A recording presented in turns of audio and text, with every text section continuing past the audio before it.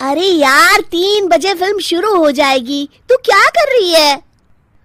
बस मुझे 5 मिनट दे, मैं अभी साड़ी बदल कर आती हूँ। अरे बहू, तू अचानक कहाँ जा रही है? तेरी सास तुझे आवाज दे रही है। अरे छोड़ ना, ये बुढ़िया कभी नहीं सुधरेगी। क्या हुआ माँ जी? मैंने आपको कितनी बार मना किया है कि मुझे जाते हुए टोका मत कीजिए। मैं फिल्म देखने जा रही हूँ। तू अभी चली जाएगी तो मेरे लिए खाना कौन बनाएगा बहू? सुबह से भूखी बैठी हूँ। अरे माँ जी, आप कौन सा घर का काम करती हो जो आपको भूख लगी है? अच्छा, मुझे देर हो रही है, चलना रीटा। अंजलि के जाते ही सीता देवी अपनी किस्मत को कोसते हुए सारा दिन घर में भूखी बैठी रहती हैं।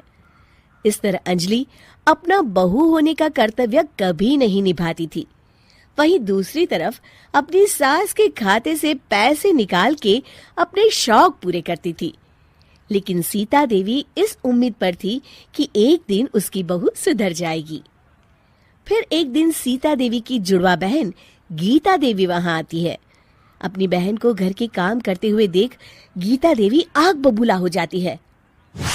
अरे ये सब यहाँ क्या चल रहा है सीता? तेरी बहू कहाँ है जो तू घर के काम कर रही है?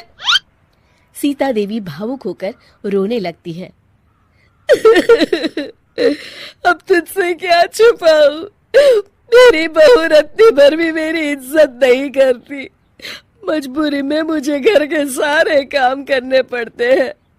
वो तो बस सारा दिन अपनी सहेली के साथ सैर सपाटा करने में लगी रहती है। अच्छा, तो उस चिड़िया के पर निकल आए। तू चिंता मत कर, मैं ऐसी कई बिगड़ैल बहुओं को ठीक कर चुकी हूँ। अब मैं इस चुड़ैल से निपटूंगी। तू कुछ दिनों के लिए मेरे घर चली जा, मेरी बहू तेरी अच्छी देखभाल करेगी। फिर दोनों बहनें आपस में साड़ियां बदल लेती हैं और सीता देवी अपनी बहन के घर चली जाती हैं। देर रात अंजलि जब घर आती है तो अपने कमरे का नजारा देख उसकी आंखें फटी की फटी रह जाती है। हे राम, मेरे कमरे का एसी कहाँ चला गया? और मेरा 56 इंच का एलईडी टीवी कौन ले गया? अंजलि तहस के साथ अपनी सास के कमरे में जाती है। तभी वो देखती है कि उसके कमरे का एसी और टीवी उसकी सास के कमरे में लगा है और गीता देवी आराम से एसी की हवा खाते हुए सास बहू सीरियल का मजा ले रही है। अच्छा, तो ये सब इस बुढ़िया की कारस्तानी है। अभी इसे बताती हूँ। ये सब क्या है माँ जी? आपकी हिम्मत कैसे हुई मेरे सामान को हाथ लगाने की? क्यों बहू, ये सारा सामान तूने तेरे पिताजी के पैसों से खरीदा है क्या? हैं? लगता है तू भूल गई कि ये सारा सामान मेरे पैसों से आया है, इसलिए मैं अपनी सारी चीजें अपने कमरे में उठा लाई। तुझे कोई एतराज है? चल जा यहाँ से, सीरियल का मजा किरकिरा मत कर। गीता की बातों का कोई जवाब नहीं बनता देख अंजलि अपने दांत पीस कर रह जाती है। अगले दिन रीटा और अंजलि शॉपिंग पे जाने की तैयारी करती हैं।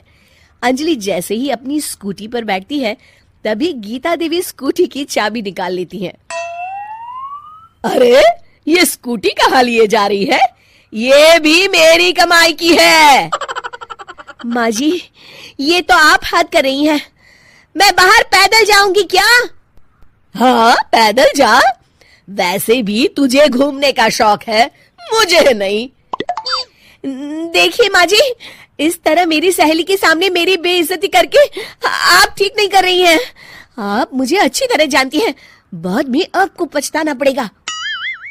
अच्छा, तो तू नहीं सुधरने वाली? मेरे ही घर में मुझे ही धमकी दे रही है? तेरी याददाश्त के लिए बता दूं कि ये मकान मेरे नाम पर है। अब तू देख, मैं आज ही अपने बिल्लू वकील को बुलाकर ये सारी जायदाद अनाथालय को दान कर देती हूँ, फिर तुझे एक ढेला भी नहीं मिलेगा। गीता की बातें सुनकर अंजलि के पैरों तले जमीन खिसक जाती है। अरे, अगर तेरी सास ने तुझे अपनी जायदाद से बेदखल कर दिया तब तो तू सड़क पर आ जाएगी। मैं तो कहती हूँ चुपचाप अपनी सास से माफी मांग ले अंजलि। हाँ, तू बिल्कुल सही कहती है, मेरी सास का कोई भरोसा नहीं है। अरे नहीं नहीं माँ जी, ऐसा गजब मत करिए।